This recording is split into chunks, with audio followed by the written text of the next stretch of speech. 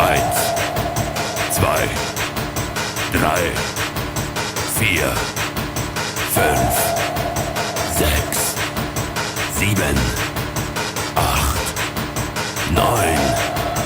Aus. Bom dia a todos e a todas, e o programa de hoje é sobre literatura. Não, é sobre uma morte horrível. Olá, enfermeira! De novo! Eu não tinha nenhuma resposta inteligente. Gente, em primeiro lugar, o programa de hoje ele vai começar diferente. Diferente mesmo. Eu tô com duas pessoas na minha frente que gostam muito de ler. Era pra Júnior participar, mas infelizmente o horário dela tá meio conturbado nos últimos tempos, então não deu certo. Já pensou em gravar o programa que fica mais fácil para as pessoas? Engraçadinho. Engraçadinho. Seguinte. O programa, como a temática é muito literatura, a primeira coisa que eu vou perguntar para vocês é um livro que vocês leram e que marcou vocês. E sim, é estranho, o programa hoje é mais ou menos nesse nível. Um livro que vocês leram e caramba, velho, eu tenho que indicar isso pra alguém. Cara, depende, velho. Depende muito do tipo do livro. A primeira citação óbvia que vem na minha cabeça... Lovecraft. Não, a Bíblia. Pô, você tem que falar no... com todo respeito. Inclusive, a Bíblia é um dos livros mais interessantes para se ler mesmo.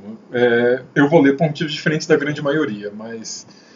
Por incrível que pareça, Lovecraft não está entre os autores que eu vou falar quando falo de um único livro, assim, porque o que é legal nele é a temática da obra como um todo, assim, mas aqueles livros marcantes que te carregam, eu diria que ele não tem nenhum que se destaca em relação aos outros, mas eu vou ser meio óbvio. O primeiro livro que me vem à cabeça quando eu for recomendar é o livro que eu dediquei mais tempo de acadêmico de leitura, foi Don Quixote, que é basicamente o que ensina o que é um romance moderno, né, um romance de literatura moderna, mas eu aposto que eu tenho que desligar essa porcaria. Tem um sujeito que não para de me ligar aqui. É um telemarketing da vida. Desliga ele. Tô desligando. Thiago? Desculpe, eu até perdi o rumo do que eu estava falando. Don Quixote. Don Quixote é importantíssimo ler. Pouca gente vai se interessar em ler hoje, mas vale a pena mesmo hoje, porque basicamente é o salto. Antes de Don Quixote, a literatura era sobre grandes heróis, grandes pessoas, e depois se torna sobre o homem comum, assim. E pouca gente entende como acontece essa transição e onde está Don Quixote, quando a literatura passa a falar da gente mesmo. Se Shakespeare é a invenção do humano para muito crítico literário, diria que Don Quixote foi o primeiro a dar esse passo, a fazer com que a figura do cidadão comum seja a figura dramática. Seria o que mais me influenciou. Você sabia que Shakespeare e Miguel de Cervantes morreram no mesmo ano? Sim. Eu sei. É só uma coisa. Eles eram a mesma pessoa, tá? Não, tá. No meu caso, deixa eu ver. Quando alguém vira pra mim e fala, recomenda um livro, cara, existe só um nome que passa pela minha cabeça sempre, cara. Não, assim, quando não pedem uma recomendação de um livro específico, ou de um tema específico. Dostoiévski. Sabia. Cara, eu sou realmente fã do Dost, cara. Pô, você trata ele assim tão íntimo. E pro íntimo foi difícil, né? Não, mas é por conta do seguinte: o que faz com que eu goste tanto de Dostoiévski, cara, é o fato de que o fluxo psicológico dos personagens dele, cara, é incrível. Quando você lê Dostoiévski, cara, todos os personagens, eles são profundamente construídos. E ele tem um entendimento da vida humana, cara, dos problemas que você enfrenta, cara, que é incrível. O Anielo cita Cervantes, de colocar o homem como protagonista da história, para mim, o Dostoiévski, ele não só coloca o homem como protagonista da história, mas o homem comum. E a forma como ele trata os defeitos de cada um dos personagens deles, porque ele é ótimo em fazer isso. Todos os personagens deles são extremamente pessoas extremamente falhas. É o que faz com que você admire muito o escritor. Porque você olha e fala, caramba, eu conheço pessoas com esse mesmo defeito, com esse mesmo jeito. Freud mesmo defendia, né? Tudo que você precisa saber sobre a alma humana está em Os Irmãos Karamazov. Uma das frases mais influentes da filosofia durante todo o século XX, todo o século passado, foi uma frase dita por um dos personagens de Dostoiévski, né? Nem pelo Dostoiévski em si, que é sem Deus é tudo permitido. Na verdade, a frase nunca é dita nesses termos, mas faz parte de um texto acadêmico que um dos irmãos irmãos Karamazov vai publicar. E é muito que marcou, assim, obra de 10, 12, 15 filósofos. Essa frase marcou ali pro século XX. E essa frase ainda é um pouco tirada de contexto, né? Sim.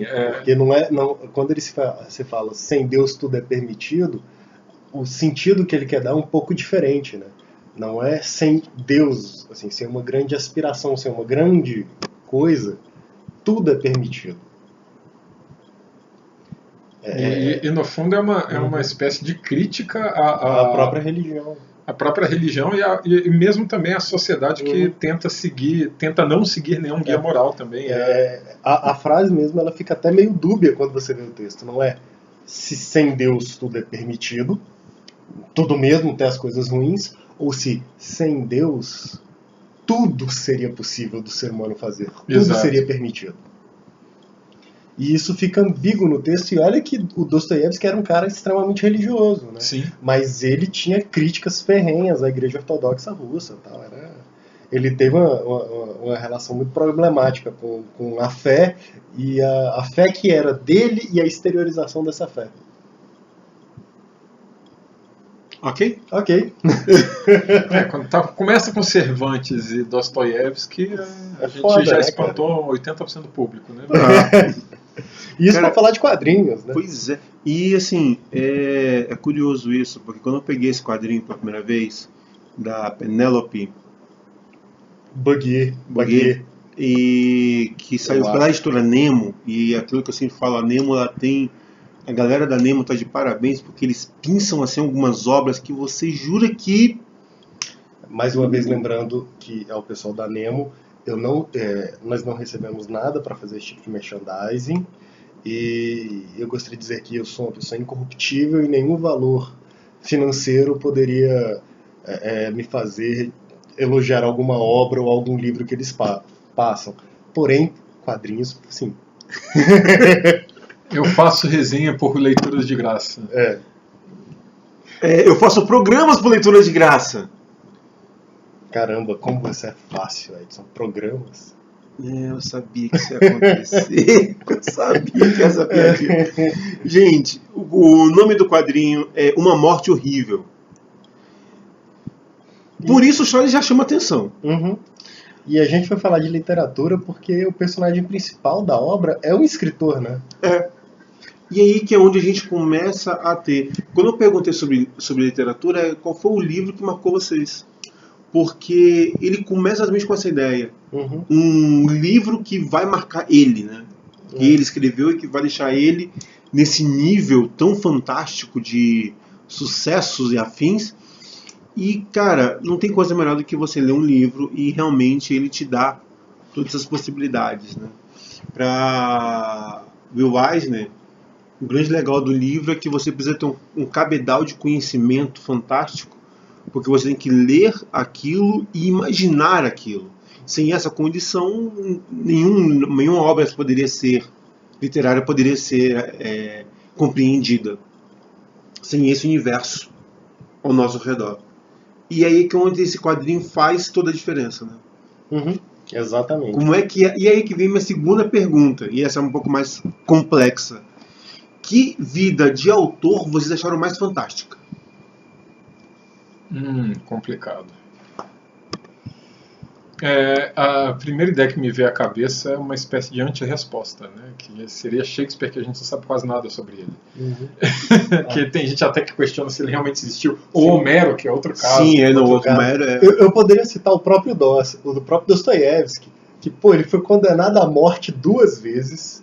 Numa das vezes que ele foi condenado à morte, ele não foi morto porque todos os carrascos se recusavam a matar ele. E aí ele foi baseado nisso que ele conseguiu os perdões do czar, e aí foi deportado para a Sibéria, né? Então, e em si isso já é uma vida interessante também. Poderia citar outros, pô, Kafka, que teve uma vida muito bacana também. Cervantes, citar Cervantes de novo, né? Ele escreveu o Don Bacana, Quixote né? do Kafka- cárcere, né? Kafka que teve uma vida tosca, né? Não foi? Kafka teve uma vida bem tosca. A gente bacana, pode muito interessante. citar alguns exemplos que, assim, exemplos opostos um ao outro, que eram contemporâneos. Você pode pegar um James Joyce, por exemplo, que é aquele estereótipo do escritor que se tranca dentro do seu castelo no meio do nada e não se envolve com nada, e ao mesmo tempo você tem ali Jean-Paul Sartre, que além de filósofo é um excelente escritor e sempre envolvido em movimentos sociais e coisas do gênero. Então você tem... As vidas de escritores são tão opostas umas às outras que é difícil apontar uma. Você tinha aquela história de Vitor Hugo, que mandava a empregada esconder as roupas dele para ele poder ficar em casa e escrever, porque se ele tivesse alguma roupa ele saía pra farra. Marquês de Sade, que foi preso justamente por causa da obra dele. Por causa da obra dele, porque ele fazia o que ele colocava na obra. Ou mesmo escritores menores, a gente está só citando o topo ali, né? Um Simon Rushdie. Se você estiver me ouvindo, Simon, não é uma crítica, você não é tão grande assim, mas você não está me ouvindo, então tudo bem. A vida dele é interessantíssima. Eu acho que ele não está ouvindo você justamente porque ele não fala português. E além disso, ele tem coisas mais importantes para fazer, né, provavelmente. Mas não querendo dizer que esse programa não é importante. Por favor. Mas é uma outra vida interessantíssima, que é alguém que teve que ser exilado do seu país porque um líder de outro país mandou uma ordem de morte para ele. Ele teve que fugir para a Inglaterra, depois para os Estados Unidos. Uma ordem a qual não pode ser revogada. Sim. Por conta da política dos ayatolás. E, detalhe, ninguém sabe onde o Samuel Rushdie mora. Mas ele mora, né? Ele mora. As últimas declarações dele eu achei muito inteligentes, que eu vi públicas dele, né? Que eu queria ressaltar que a Ayatollah Khomeini está morto e eu ainda estou vivo. Pô, mas tem muito cara com histórias boas. Tem. Eu sempre chamo ele de Mago Saramago. Cara fantástico. Saramago faleceu há pouco tempo, né, digamos assim, mas, cara, pra mim ele é uma figura maravilhosa. Mas eu sinto o escritor personagem do A Morte Horrível muito mais próximo do escritor de best-seller do que esses escritores da grande literatura. Sim. Então a gente pode comparar... Isso não é uma crítica, eu gosto de escritores de best-seller também. Por exemplo, eu adoro o Neil Gaiman, os romances do Neil Gaiman são excelentes. Apesar de eu odiar a forma como ele escreve, mas, cara, a criatividade dele é fantástica. Do Ernest Cline, do jogador número 1. Sim. Divertidíssimo aquilo. O Martins, né, do Game of Thrones. Sabe o que ele me lembra um pouco? Guardadas as devidas proporções, né? Ele lembra muito a Harper Lee, do Um Só é para Todos, o To Kill a Mockingbird, que ela escreveu um livro. O livro dela foi tão foda, mas tão foda, que ela nunca se sentiu confortável em escrever um segundo. O segundo livro dela, aí ela começou a trabalhar com jornalismo, com outras coisas, né? E o segundo livro dela, que foi publicado, só depois que ela morreu. E eles descobriram que ela tinha esse segundo livro porque encontraram as anotações do livro manuscritas no meio das coisas dela. Ela não pretendia publicar esse livro. Vamos a 2 músicas. Eu só queria explicar por que eu ainda não publiquei meu primeiro livro. É que o meu primeiro livro ia ser tão melhor do que todos os outros que eu não escrevi. Tá bom. Zaz e Carla Bruni. Vai lá. Várias realidades em uma só utopia. 98,1 FM, Utopia.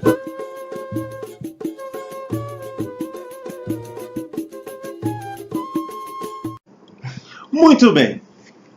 Era uma vez... Adoro começar com Era uma vez, cara. Once Upon a Time. Uma moça que tinha uma vida chata. Ela, vocês já foram? Eu nunca fui, confesso que eu nunca fui. Mas algum de vocês já foi em stand de automóvel? Não. Ou então nesses locais que a moça tem que ficar apresentando uma obra, um carro, um livro. Eu posso ressaltar uma experiência pessoal de falha de percepção minha, em que tinha uma palestra paralela a uma feira do livro em Brasília, onde um não sei que Veríssimo ia fazer a palestra. E eu achei que era o Luiz Fernando Veríssimo, era um outro Fernando Veríssimo. E era uma palestra esquema meio autoajuda econômica.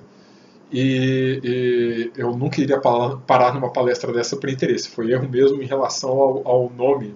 Quem é do meio aí deve conhecer algum Fernando Veríssimo que faz esse tipo de coisa. Mas eu estou citando essa palestra porque tinha a piadinha inicial da palestra, sabe aquele estereótipo do palestrante que tem que conquistar a plateia com uma piada? A piadinha inicial envolvia beleza feminina, nem lembro qual era a piadinha, mas eu lembro que a coisa mais revoltante foi ver uma modelo dessas modelos tipo de stand de carro, com um vestido que revela mais do que mostra, passeando no meio dos bancos, atraindo o olhar inevitavelmente de todo mundo, e o cara fazer uma piadinha e depois você se sentir bravo com isso. A maioria riu, mas eu me senti bravo. Mas eu creio que é mais ou menos essa figura que você quer falar, né? Da mulher que está ali para ser um corpo, para vender uma ideia. Ou vender um objeto que às vezes nem tem nada a ver com ela, né? Uhum. E isso é lá no começo, né? Nossa personagem principal, que está na capa, né? Das três personagens, né? A personagem principal, ela tem esse problema sério, crônico, complicado. E um belo dia, ela almoçando, né, no meio dessa vida tediosa dela, ela sente vontade de ir no banheiro, e sem saber onde ir, né, ela olha e vê um cara pela janela olhando para ela, né, da janela de um apartamento. E aí ela faz de tudo para chamar a atenção do cara, consegue entrar no prédio e pede para ir no banheiro do apartamento dele, né. E ela vai e usa o banheiro e tranquilo, beleza. E o mais legal é que esse cara começa a agir de uma forma estranha, né? Como se ele fosse uma grande celebridade, alguém que está se escondendo, e a menina, foda-se, não tem a menor ideia de quem você é.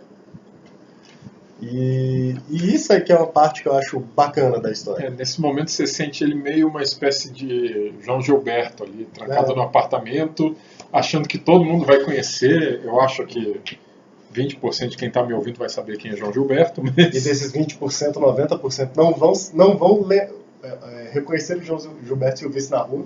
Exatamente. Então, assim, ele se acha que essa garota que está entrando aqui no meu apartamento é porque ela notou que eu sou eu e quer um autógrafo ou alguma coisa de mim. E ela ali não tem a menor ideia de quem seja o sujeito. E pelo desenrolar da história, resumindo, né, esse cara conta pra ela que ele é um grande escritor, um cara muito famoso, mas que para poder alavancar a venda dos livros dele, ele fingiu que ele morreu. É aquela coisa, né? A morte é sempre um grande divulgador de qualquer artista, né? Sim. Mamonas Assassinas morreu logo depois do primeiro disco, talvez para o bem da música dele, né? Bem funcional, né? Uhum. Exatamente. E o mais legal da história que eu acho, pra mim, a melhor crítica que eles fazem é que, cara, eles descem o pau no ego do escritor, que se tornou um fenômeno moderno, né? Eu não sei se os grandes escritores clássicos passaram por isso, né? Mas a segunda metade do século XX começou a ter muito o escritor do ego frágil. O escritor que ele tem que ser adorado, ele só se sente bem se ele tem fã, se as pessoas estão lá babando ele. Tanto é que surgiu daí aquela expressão do ego de escritor, né? Gente, vocês precisam ver Mãe. Filminho do final do ano passado. Quem não viu, procure aí. Netflix deve ter. E eu acho que o que é mais legal muitas vezes quando a gente fala de um escritor é que a gente pega muito essas figuras do superastro, né? Né? O que no caso a gente pega um escritor, mas tem grupos, tem artistas que agem do mesmo jeito. Sim. Hoje em dia eu particularmente acho estranho um cara que é escritor se sentir um super astro da forma como eles retratam esse personagem, como efetivamente acontece com vários escritores. Mas se você for pegar, hoje você tem, guardando as devidas proporções, você vai ter a expectativa, por exemplo, de muito youtuber aí que tem um canal com, sei lá, 2 milhões de assinantes e coisas do gênero, se comportando da mesma forma. Achando que toda a sociedade deve reconhecer ele e saber quem ele é. Afinal, eu sou o youtuber XXX, então Eu são sou essas a celebridades grande de figura. momento, né? Não, eu preciso ter não sei quantos mil visualizações, não sei quantos mil seguidores, não sei quantos mil likes, porque senão eu tenho desespero e pânico. Uhum. O mundo... E o legal dessa obra é que ela nos mostra exatamente essa ideia. De que a pessoa ela vai se colocando assim, eu tô além do mundo. Eu tô além do mundo. E aí quando ele encontra a personagem principal, que é alguém que não reconhece ele, num momento inicial é ótimo. Porque finalmente ele sente que ele pode ser ele mesmo. Mas depois o fato dela não adorar ele como todo mundo é algo que incomoda ele. E ao mesmo tempo ele tem um grande problema, que como ele está se fingindo de morto, ele perde o total contato com a adoração dos fãs dele. Né? Sim. Que existem os fãs dele. É um nicho pequeno ali, existem, só que ele tem que se fingir de morto. Então ele só tem aquele contato indireto da editora falando, não, tal livro está vendendo e não sei o que, não tem aquela coisa da linha da fila de autógrafos que era essencial para ele, e ele acaba até tendo uma espécie de aspas, bloqueio criativo por causa disso. Porque no fim das contas o que um autor precisa sempre é o contato com o público, né? É o contato com a realidade. Sim. Por mais que você não queira, por mais que você não goste, mas é o contato com a realidade que faz a obra acontecer. E sem esse contato... Eu que já adiantando um pouquinho da história, a gente está no segundo bloco, né? Então eu posso adiantar um pouquinho da história. Esse contato que ele tem com essa garota que não o conhece e tudo, acaba redespertando o escritor nele, que apesar dele ter o ego frágil, ele é um escritor de verdade. Sim. Então ele tem um contato humano pela primeira vez, e um contato humano diferente de todos que ele tinha nos últimos anos, não falo exatamente quanto, mas dá a impressão de nas últimas décadas de vida dele, ele sempre foi o escritor e as pessoas sendo o fã, o editor, etc. Agora ele tem contato com alguém que não é um ser comum, envolvido nesse processo todo. Então acaba despertando a criatividade de novo, que dispara o gancho pro final, que é excepcional, e eu não vou dizer qual que é. Não sei, cara, eu não achei o final excepcional. Por um detalhe. Por um detalhe, cara. Mas você já assim... assistiu Californication do David Duchovny? Sim. Cara, velho... É a mesma coisa. Não, eu acho assim, eu acho que o grande problema às vezes... Sem querer entregar o final, mas já entregando, cara... Eu não sei se ele copiou quem, mas, cara, é uma cópia do Californication. Não, porque assim, acho que o grande problema do quadrinho é talvez a Penélope tenha aí só errado na última cena, que ela... Eu acho que seria desnecessária. Eu acho. Entendam, a gente está tão acostumado com tanta coisa nesse nível, nesse ritmo, que pareceu um pouco forçado. Que pareceu forçado. Não é que a ideia seja ruim, não é isso.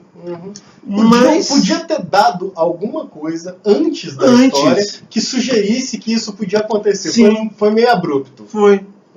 Aquele negócio, eu vou colocar uma coisa para chocar. Mas, sei lá. Mas a obra, ela tem isso da pessoa fora do nicho, fora do eixo. E assim, é tão complicado isso às vezes de você ver. É tão difícil de você ver. Nesse ponto, a reviravolta ligada à questão do escritor eu acho boa, apesar de repetida. Agora, a reviravolta posterior, essa é externa. Eu não diria que é artificial, ela é externa. Ela sei lá, veio do nada, não tem... Agora que eu descobri isso, o que isso mudou na história? Nada. Fica meio gratuito. Então. Agora, é isso. 2 músicas e vamos com Joyce Jonathan e Vanessa Paradis. Vanessa Paradis, por sinal, a gente vai tocar uma música de propósito. Que vocês já provavelmente conhecem, mas a versão original é da Vanessa Paradis. Pois é, então você vai ouvir a Vou versão... botar isso mesmo. Vou! Olha, Não. fica registrado que eu fui contra, a culpa não é minha. Mas sim, eu vou colocar a versão original. Vai me dar um trabalho correr atrás disso, mas vai ser legal. 98,1 FM, Utopia.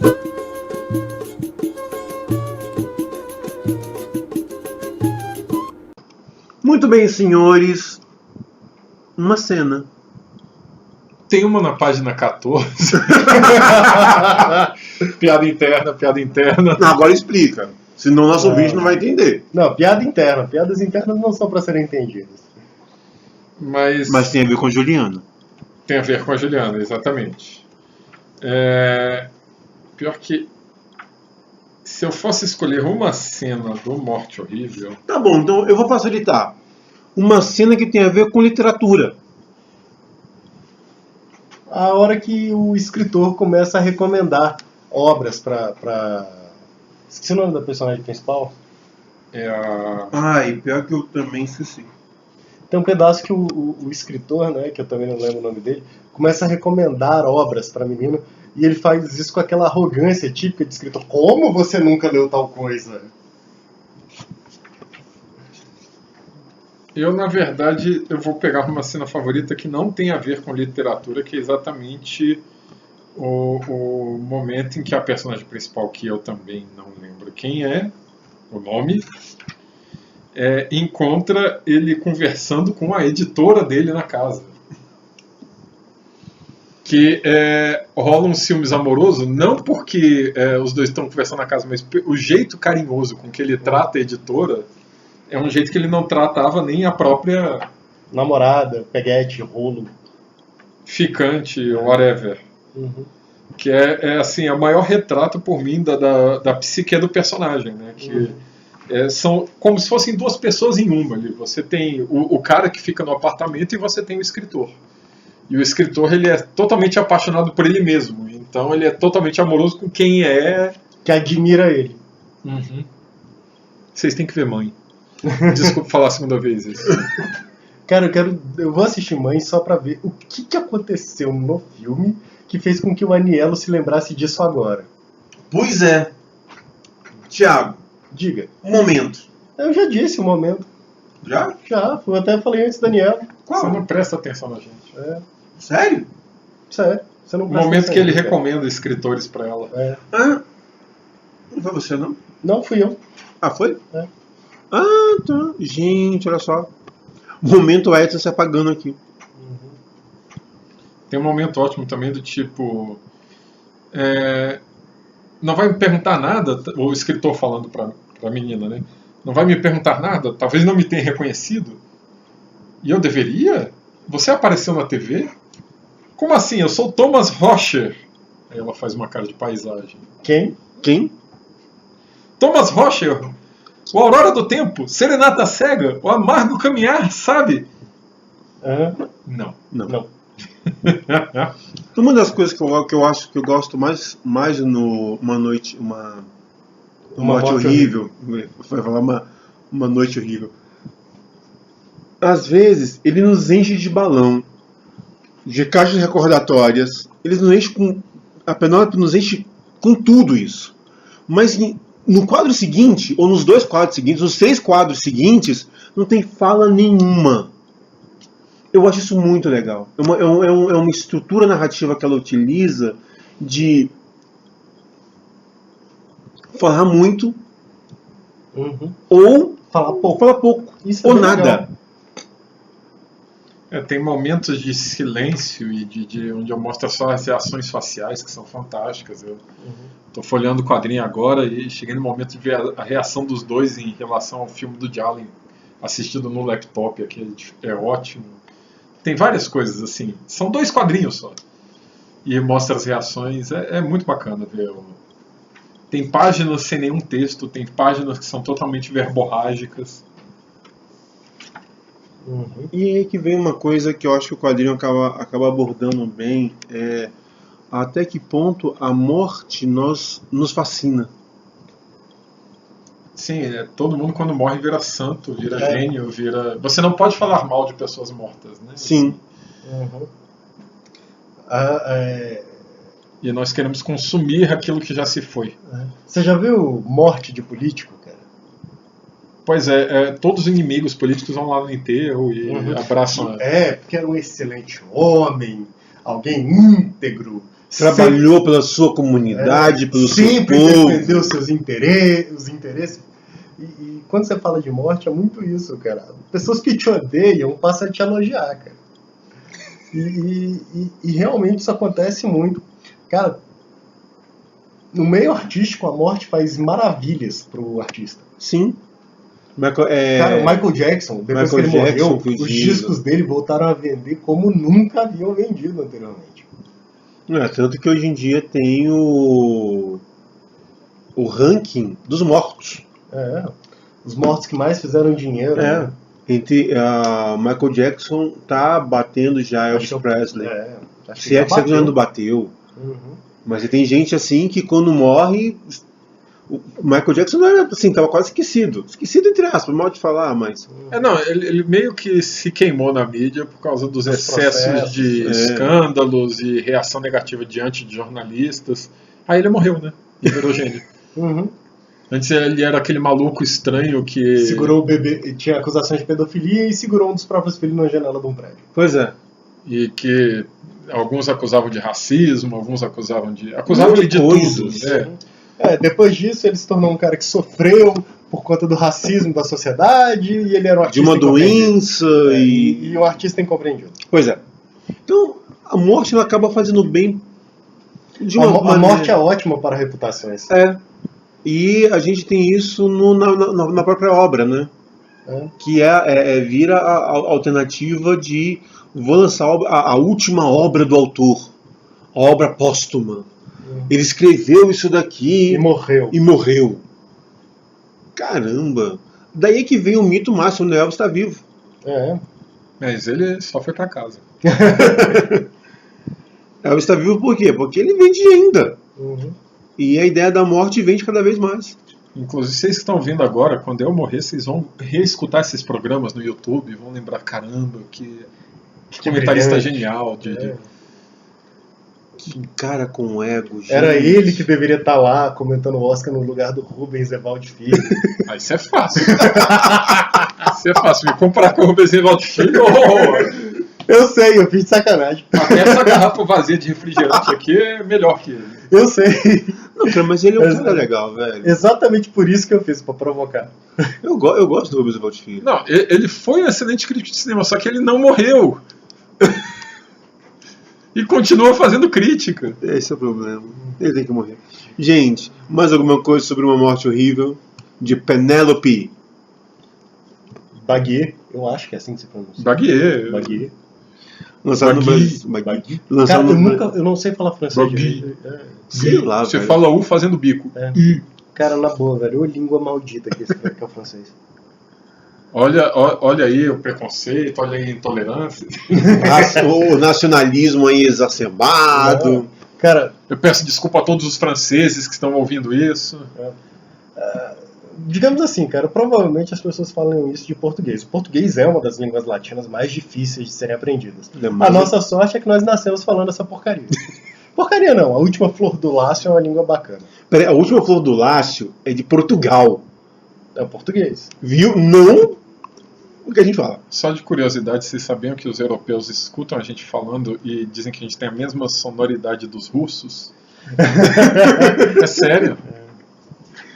Dá medo isso. Pois é, eu acho tão diferente. Né? Uhum. Cada um entende como quer, né? Exatamente. Tiago, você tinha pensado numa música, não é de uma cantora. Ah, não, eu tinha sugerido, não é nem uma cantora, é uma banda francesa, o Mademoiselle K. Isso. Assim, é bom de ouvir, cara. E já que a gente vai para uma banda, Mademoiselle K, vamos para um trio. Eu só não sei como é que fala, que é o L, o E e o J. Que a moça deu uma ideia aqui, mas que é um trio francês, 3 moças, né, que pegaram seus nomes, né, tiraram só as iniciais e Leis. Então, ouça aí. Então, gente. Mas eu recomendo, Mademoiselle K é legal. E eu também peço muitas desculpas por causa da música anterior do último bloco ali. Não! Foi mais legal. Não. Sim. Você que é o preconceituoso. Que isso, gente? Vamos acabar com isso, vamos de táxi. Eu sou do Uber. Eu vou de moto. Beleza. Mais alguma coisa? Não, saem todos comigo. Sem ser de táxi.